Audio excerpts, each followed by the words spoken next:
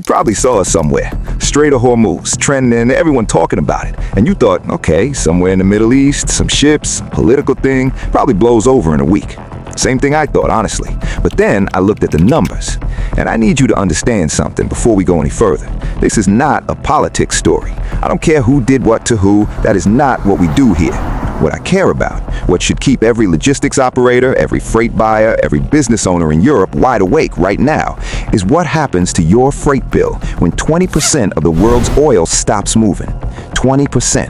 1/5 of everything the world runs on, flowing through a gap narrower than some people's morning commute. And right now, around 70% of that traffic has stopped. Over 150 ships sitting anchored outside the strait, going nowhere.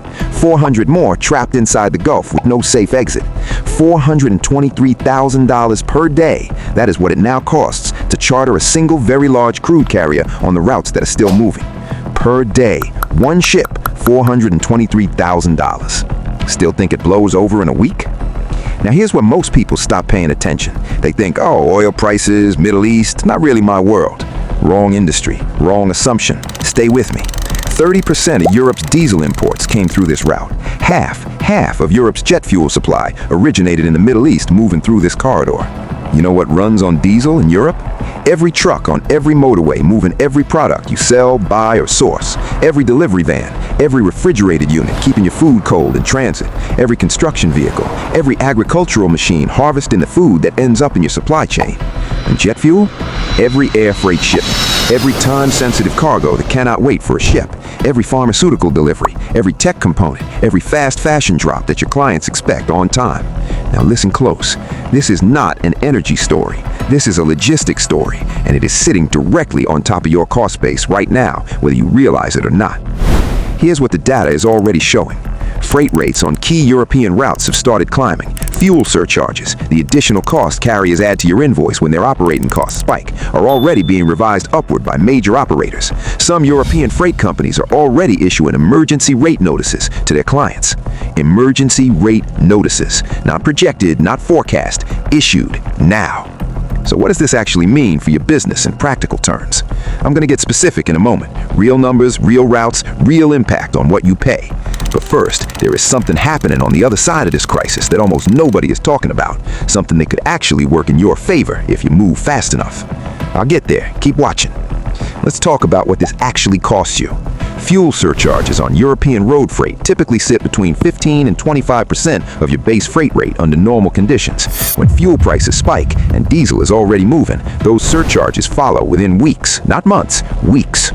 Per shipment, you paid $2,000 under normal surcharge conditions. Could cost you $2,400 to $2,600 within the next 30 to 60 days if diesel prices continue on their current trajectory. On one shipment, that sounds manageable. Multiply that across your monthly freight volume. Now it's a problem. Air freight is already more acute.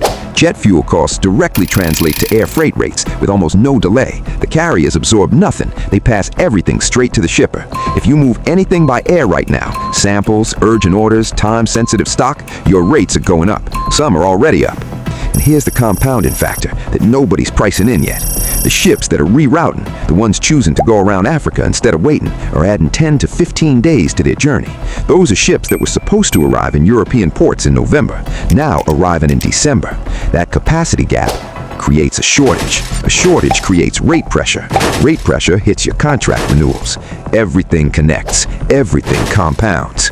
Now, that opportunity I mentioned, that every supply chain crisis in history has created winners and losers simultaneously. The losers are always the ones who reacted too late. The winners were positioned before the market moved. Here's exactly how to be on the right side of this one. First thing, lock in your fuel surcharge rates now. If you have contracts coming up for renewal in the next 90 days, negotiate the surcharge cap before diesel prices fully reflect the current situation. Most contracts allow surcharge renegotiation at renewal. Do not wait for your carrier to bring it to you. You bring it to them now. Second, audit your air freight dependency. If you have shipments currently moving by air that could move by sea on a longer lead time, move them now before air freight rates climb further. The window between current rates and where they're heading is shrinking every week. Third, and this one is the move most people won't make because it requires thinking 3 months ahead. Start qualifying alternative supplier routes now. If your supply chain currently runs through the Gulf region, even partially, start mapping alternative sourcing options from outside the affected corridor. Not because you need them today, because you'll wish you had them in 90 days if this doesn't resolve. The businesses that survive supply chain disruptions are never the smartest ones. They're never the biggest ones. They're the ones who saw it early enough to move. Here's the honest truth about the Strait of Hormuz situation. Nobody knows how long this lasts. Could be weeks, could be longer. The shipping industry has seen crises like this before. The Suez blockage, the Red Sea attacks, and every single time, the window between the crisis starting and the costs hitting your invoice was shorter than anyone expected. You saw the headline. You wondered if it affected you. It does. It already does. The question is whether you find out from us or from your next freight invoice. That's what Cargo Intel is built for. Every week, the stories moving through the supply chain before they move through your cost base. Subscribe. Share this with someone still hoping this blows over.